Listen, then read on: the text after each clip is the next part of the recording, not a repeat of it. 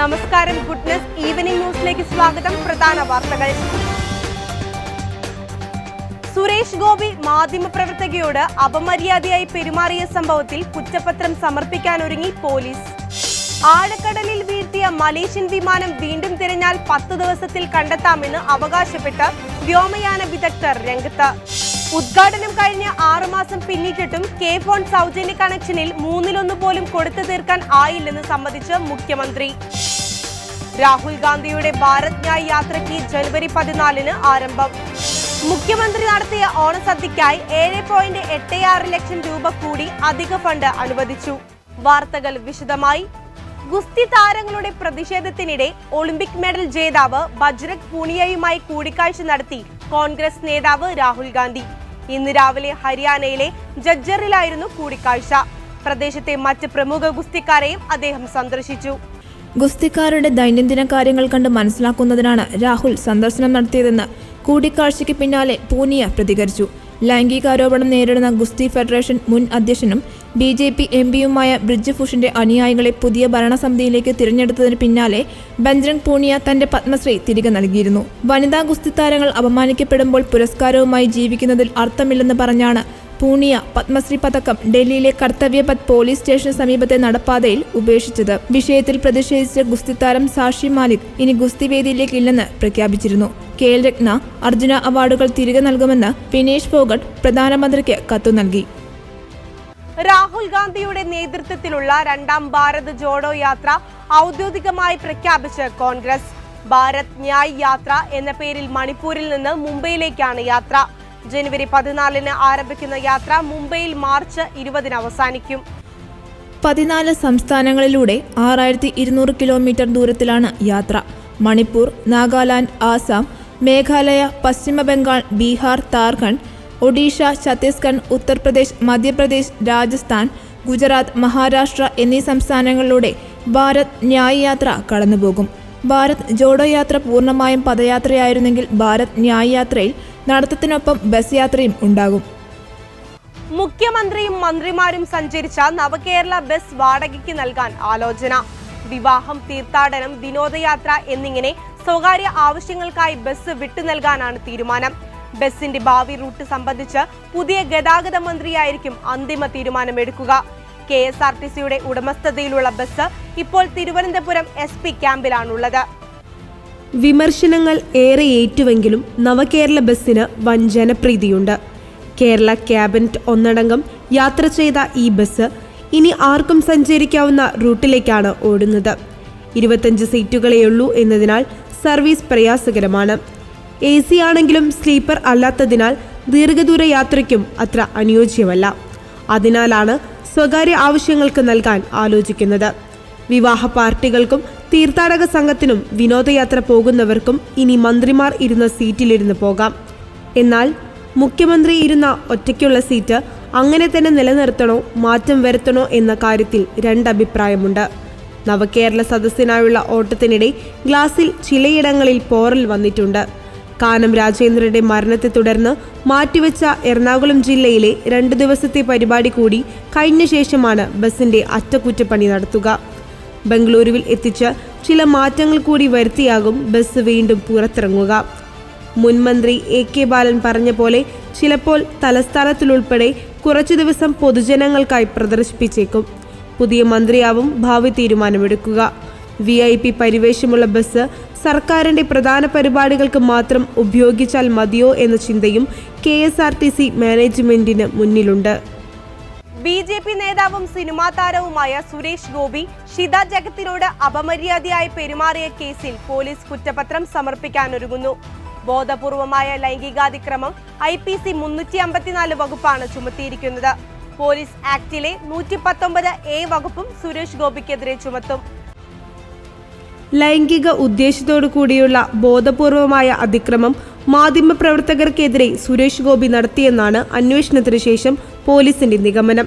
ഷിത ജഗതിന്റെ പരാതിയെ സാക്ഷ്യപ്പെടുത്തുന്ന രീതിയിൽ സാക്ഷിമൊഴിയും വീഡിയോ ദൃശ്യങ്ങളുടെ തെളിവുകളും പോലീസ് ശേഖരിച്ചിട്ടുണ്ട്. ഈ സാഹചര്യത്തിലാണ് ആദ്യം ചുമത്തിയ 354A വകുപ്പിന് പകരം IPC 354 തന്നെ ചുമത്താൻ പോലീസ് തീരുമാനിച്ചത്. 2 വർഷം വരെ തടവും പിഴയും ലഭിക്കാനിടയുള്ള കുറ്റമാണിത്. കേരള പോലീസ് ആക്ടിലെ 119A വകുപ്പും കുറ്റപത്രത്തിൽ ഉൾപ്പെടുത്തും. പൊതുസ്ഥലത്ത് സ്ത്രീയോട് മോശമായി പെരുമാറിയ കുറ്റമാണ് ഈ വകുപ്പിലുള്ളത്. അന്വേഷണം അവസാന ഘട്ടത്തിലാണെന്നും കുറ്റപത്രം വൈകാതെ സമർപ്പിക്കുമെന്നും അന്വേഷണ ഉദ്യോഗസ്ഥന് നടക്കാവ് SI ബിന്ദു മോഹൻ പറഞ്ഞു. ഒക്ടോബർ 27-നാണ് കേസിനാസ്പദമായ സംഭവം നടന്നത്. സുരേഷ് ഗോപിയെ നവംബർ 15-ന് പോലീസ് അറസ്റ്റ് ചെയ്ത് ചോദ്യം ചെയ്തിരുന്നു. BJP നേതാക്കൾ ക്രിസ്ത്യൻ സഹോദരന്മാരെ തേടി കേക്കുമായി ഇറങ്ങിയത് പ്രത്യേക ലക്ഷ്യം വെച്ചാണെന്ന് പ്രതിപക്ഷ നേതാവ് VD സതീശൻ. ആട്ടിൻ തോല് അണിഞ്ഞ ചെന്നായിയാണ് അവർ എന്ന തിരിച്ചറിവ് ക്രിസ്ത്യൻ പുരോഹിതർക്ക് ഉണ്ടാകണമെന്നും സതീശൻ പറഞ്ഞു. രാജ്യത്ത് ക്രൈസ്തവർക്ക് നേരെ ഏറ്റവും കൂടുതൽ ആക്രമണം നടന്നത് കഴിഞ്ഞ വർഷമാണ്. നവംബർ 30 വരെ 680 ക്രൈസ്തവരെയാണ് ആക്രമിച്ചത്. മണിപ്പൂരിൽ സംഘപരിവാർ കത്തിച്ചു കളഞ്ഞത് 254 പള്ളികളാണ്. ക്രിസ്മസ് ആരാധനകൾ രാജ്യവ്യാപകമായി തടസ്സപ്പെടുത്തുകയാണ്. കേരളത്തിൽ ആട്ടിൻതോലിട്ട ചെന്നായെ പോലെ BJP നേതാക്കൾ അരമനകളിലും സാധാരണ ക്രൈസ്തവരുടെ വീടുകളിലും കയറി ചെല്ലുകയാണ്. കേരളത്തിലെ ക്രൈസ്തവർക്ക് അത് കൃത്യമായി ബോധ്യപ്പെടുന്നുവെന്നതിൽ സംശയമില്ലെന്നും അദ്ദേഹം പറഞ്ഞു. അതേസമയം നവകേരള സദസ്സിലെ പോലീസ് ഉദ്യോഗസ്ഥർക്ക് ഗുഡ് സർവീസ് എൻട്രി നൽകിയത് പ്രതിപക്ഷത്തോടുള്ള ക്രൂര പരിഹാസമാണെന്നും സതീശൻ പറഞ്ഞു. പ്രതിപക്ഷ സമരത്തോടുള്ള അസഹിഷ്ണുതയാണ് ഇതിലൂടെ വ്യക്തമാവുന്നത്. ഗുഡ് സർവീസ് എൻട്രി കൊടുക്കാനുള്ള തീരുമാനം പിൻവലിച്ചില്ലെങ്കിൽ കോൺഗ്രസ് ശക്തമായ സമരം നടത്തുമെന്നും VD സതീശൻ പറഞ്ഞു. മുഖ്യമന്ത്രിയുടെ ഓഫീസ് ഉപജാപക സംഘത്തിന്റെ പിടിയിലാണെന്ന് വിമർശിക്കുന്നവരെ ഭയപ്പെടുത്താനാണ് മുഖ്യമന്ത്രി ശ്രമിക്കുന്നത്. നവകേരള യാത്രയുടെ ഫലം എന്താണെന്ന് മുഖ്യമന്ത്രി പറയണമെന്നും നാട് മുടിപ്പിക്കാനായിരുന്നു നവകേരള യാത്രയെന്നും VD സതീശൻ വിമർശിച്ചു. ദില്ലിയിലെ ഇസ്രായേൽ എംബസിക്ക് സമീപം പൊട്ടിത്തെറി. സ്ഥലത്ത് ബോംബ് സ്ക്വാഡും ദില്ലി പോലീസും NIAയും പരിശോധന നടത്തിയെങ്കിലും പൊട്ടിത്തെറിക്ക് കാരണമായ ഒന്നും കണ്ടെത്താൻ സാധിച്ചിട്ടില്ല. അബ്ദുൽ കലാം റോഡിലെ എംബസിക്ക് മീറ്ററുകൾ അടുത്ത് ഹിന്ദി ട്രെയിനിംഗ് ഇൻസ്റ്റിറ്റ്യൂട്ടിന് സമീപത്താണ് പൊട്ടിത്തെറിയുണ്ടായത്. ഇന്നലെ വൈകിട്ടോടെയാണ് ഇസ്രായേൽ എംബസിക്ക് സമീപം സ്ഫോടനമുണ്ടായതായി അഗ്നിശമന സേനയ്ക്കും പോലീസിന് വിവരം ലഭിച്ചത്. വലിയ പൊട്ടിത്തെറി കേട്ടെന്നും പുകപടലങ്ങൾ ഉയർന്നെന്നും സമീപത്തുണ്ടായിരുന്ന സുരക്ഷാ ജീവനക്കാരൻ പോലീസിന് മൊഴി നൽകി. എംബസിക്ക് മീറ്ററുകൾ അകലെ നിന്നും വലിയ പൊട്ടിത്തെറി ശബ്ദം കേട്ടുവെന്നും പുക ഉയർന്നുവെന്നും സുരക്ഷാ ജീവനക്കാരൻ തേജവ് ഛേത്രി പ്രതികരിച്ചു. പോലീസിനോട് കാര്യങ്ങൾ വിശദീകരിച്ചിട്ടുള്ളതാണെന്നും തേജവ് വ്യക്തമാക്കി. കനത്ത ജാഗ്രതയിലാണ് എംബസി പരിസരം. ദേശീയ അന്വേഷണ ഏജൻസിയുടെ സംഘവും സ്ഥലത്തെത്തി പരിശോധന നടത്തി.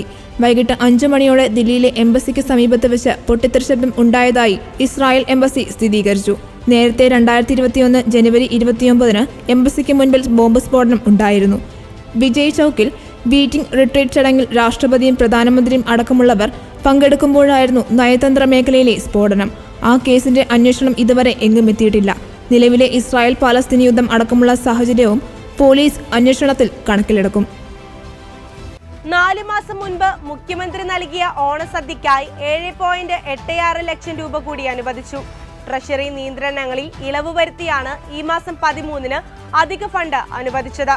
ഓഗസ്റ്റ് 26-ന് നിയമസഭാ മന്ദിരത്തിൽ നടന്ന സദ്യക്കായി 19 ലക്ഷം രൂപ നവംബർ 8-ന് അനുവദിച്ചിരുന്നു. അധിക തുക കൂടി അനുവദിച്ചതോടെ ഓണസദ്യക്ക് ആകെ ചെലവ് 26.86 ലക്ഷം രൂപയായി. ഏത് വകയിലാണ് അധിക തുക അനുവദിച്ചതെന്ന് ഉത്തരവിൽ വ്യക്തമല്ല. എന്നാൽ ഇത്രയും ഭീമമായ തുക ചിലവാക്കിയ സദ്യയിൽ എത്ര പേർ പങ്കെടുത്തുവെന്ന് കൃത്യമായ കണക്കില്ലെന്നാണ് വിവരാവകാശ നിയമപ്രകാരമുള്ള അപേക്ഷയ്ക്ക് സർക്കാർ നൽകിയ മറുപടി.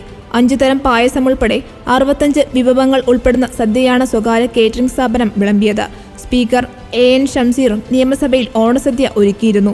ഇതുകൂടാതെയായിരുന്നു പൗരപ്രമുഖർക്കായി മുഖ്യമന്ത്രിയുടെ സദ്യ. പുതുവർഷ പിറവിയോടനുബന്ധിച്ച് 3-ന് മസ്കറ്റ് ഹോട്ടലിൽ മുഖ്യമന്ത്രി വിരുന്നൊരുക്കുന്നുണ്ട്. പെർമിറ്റ് ലംഘനത്തെ തുടർന്ന് മോട്ടോർ വാഹന വകുപ്പ് പിടിച്ചെടുത്ത് വിട്ടയച്ച റോബിൻ ബസ് പത്തനംതിട്ട കോയമ്പത്തൂർ റൂട്ടിൽ വീണ്ടും സർവീസ് ആരംഭിച്ചു.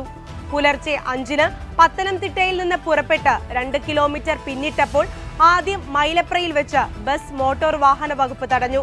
പിന്നീട് മൂവാറ്റുപുഴയ്ക്ക് സമീപം ആനിക്കാട്, വാളയാർ എന്നിവിടങ്ങളിലും പരിശോധനയ്ക്കായി തടഞ്ഞു. പരിശോധന പൂർത്തിയാക്കിയ ശേഷം യാത്ര തുടരാൻ അനുവദിച്ചു. യാത്രക്കാരെല്ലാം ടിക്കറ്റ് ബുക്ക് ചെയ്താണോ യാത്ര ചെയ്യുന്നതെന്ന് അറിയാനായിരുന്നു പരിശോധന. യാത്രക്കാരുടെ തിരിച്ചറിയൽ കാർഡ് ഉൾപ്പെടെ പരിശോധിച്ചു. എല്ലാം നിയമപരമാണെന്ന് കണ്ടെത്തിയതിനെ തുടർന്ന് യാത്ര തുടരാൻ അനുവദിക്കുകയായിരുന്നു. നിയമലംഘനമുണ്ടായാൽ ബസ് വീണ്ടും പിടിച്ചെടുക്കുമെന്ന് മോട്ടോർ വാഹന വകുപ്പ് ബസ് ഉടമയെ അറിയിച്ചു. അതേസമയം റോബിൻ ബസിനെ മാത്രം ലക്ഷ്യമിട്ടാണ് മോട്ടോർ വാഹന വകുപ്പ് പ്രവർത്തിക്കുന്നതെന്ന് ബസ് ഉടമ ഗിരീഷ് ആരോപിച്ചു. യാത്രക്കാരെ ഭീഷണിപ്പെടുത്തുന്ന തരത്തിലായിരുന്നു ഉദ്യോഗസ്ഥരുടെ പരിശോധന. പ്രതികാര മനോഭാവത്തോടെയാണ് മോട്ടോർ വാഹന വകുപ്പ് ഉദ്യോഗസ്ഥർ പെരുമാറുന്നതെന്നും ഗിരീഷ് ആരോപിച്ചു. കോൺട്രാക്ട് ഗ്യാരേജ് പെർമിറ്റുള്ള ബസ് സ്റ്റേജ് ഗ്യാരേജായി ഓടുന്നത് നിയമവിരുദ്ധമാണെന്നാണ് മോട്ടോർ വാഹന വകുപ്പിന്റെ നിലപാട്. ഇതിനെതിരെ ബസ് ഉടമ ഹൈക്കോടതിയിൽ നൽകിയ കേസിൽ അടുത്ത മാസം വിധി വന്നേക്കും. പെർമിറ്റ് ലംഘനത്തെ തുടർന്ന് പിടിച്ചെടുത്ത ബസ് കഴിഞ്ഞ ദിവസമാണ് വിട്ടു നൽകിയത്. നിയമലംഘനത്തിന് ചുമത്തിയ പിഴയായി 82,000 രൂപ അടച്ചതിന് പിന്നാലെയായിരുന്നു നടപടി. പിഴ ഒടുക്കിയാൽ ബസ് വിട്ടു നൽകണമെന്ന ഹൈക്കോടതി ഉത്തരവും പോലീസ് കസ്റ്റഡിയിൽ സൂക്ഷിച്ചാൽ വെയിലും മഴയുമേറ്റ് ബസ്സിന് കേടുപാടുണ്ടാകുമെന്ന വാദവും പരിഗണിച്ചാണ് ബസ് വിട്ടു നൽകാൻ പത്തനംതിട്ട ജുഡീഷ്യൽ 1ാം ക്ലാസ് മജിസ്ട്രേറ്റ് കോടതി ഉത്തരവിട്ടത്. ഉദ്ഘാടനം കഴിഞ്ഞ 6 മാസം പിന്നിടുമ്പോഴും കെ ഫോൺ സൗജന്യ കണക്ഷനിൽ കാര്യമായ പുരോഗതിയില്ല. സാമ്പത്തികമായും സാമൂഹികമായും പിന്നോക്കം നിൽക്കുന്നവർക്ക് ആദ്യഘട്ടത്തിൽ പ്രഖ്യാപിച്ച സൗജന്യ കണക്ഷൻ 1/3 പോലും ഇതുവരെ കൊടുത്തു തീർക്കാൻ ആയില്ലെന്ന് മുഖ്യമന്ത്രി തന്നെ സമ്മതിക്കുന്നു. ദൈനംദിന പ്രവർത്തന ചെലവിന് പുറമെ കിഫ്ബിയിൽ നിന്ന് എടുത്ത വായ്പ തിരിച്ചടവ് കൂടി വരാനിരിക്കെ കടുത്ത സാമ്പത്തിക പ്രതിസന്ധിയും കെ ഫോണിന് മുന്നിലുണ്ട്. ജൂൺ 5-നായിരുന്നു കെ ഫോൺ പദ്ധതിയുടെ ഉദ്ഘാടനം. 20 ലക്ഷം പേർക്കാണ് സൗജന്യ ഇന്റർനെറ്റ് കണക്ഷൻ ലക്ഷ്യമിട്ടത്. 14,000 പേരെ ആദ്യഘട്ടത്തിൽ തിരഞ്ഞെടുത്തു.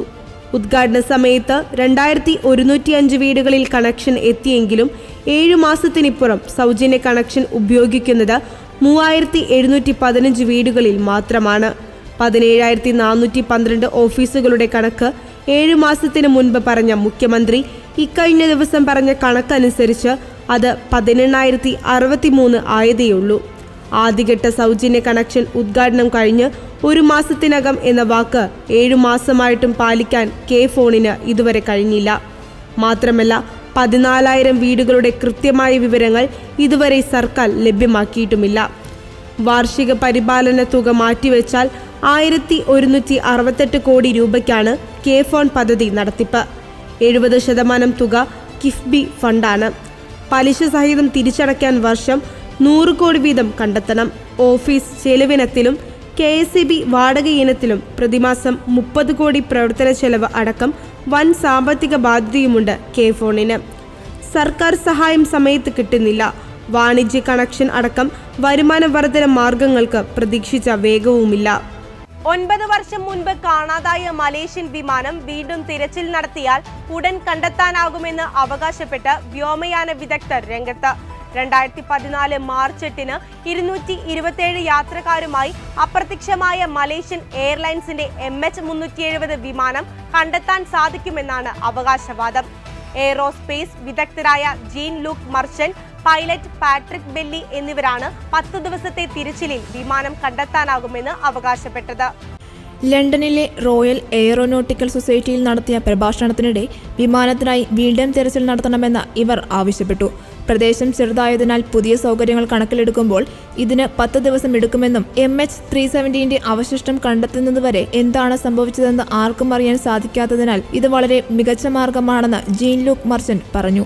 MH370 അവശിഷ്ടങ്ങൾക്കായി പുതിയ തിരച്ചിൽ ആരംഭിക്കാൻ ഇരുവരും മലേഷ്യൻ സർക്കാരിനോടും ഓസ്ട്രേലിയൻ ട്രാൻസ്പോർട്ട് സേഫ്റ്റി അതോറിറ്റിയോടും ആവശ്യപ്പെട്ടു. വിമാനം തട്ടിക്കൊണ്ടുപോയി ആഴക്കടലിൽ വീഴ്ത്തിയതാണെന്ന വിശ്വാസത്തിന്റെ അടിസ്ഥാനത്തിലാണ് നിർദ്ദിഷ്ട സ്ഥലത്ത് തിരച്ചിൽ നടത്തണമെന്ന് ആവശ്യപ്പെട്ടതെന്ന് മർച്ചന്റും ബെല്ലിയും പറഞ്ഞു. പരിചയസമ്പന്നനായ ഒരു പൈലറ്റാണ് ഇത് നടത്തിയതെന്നും മർച്ചന്റ് അവകാശപ്പെടുന്നു.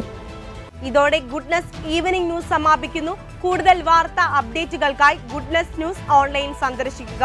നന്ദി.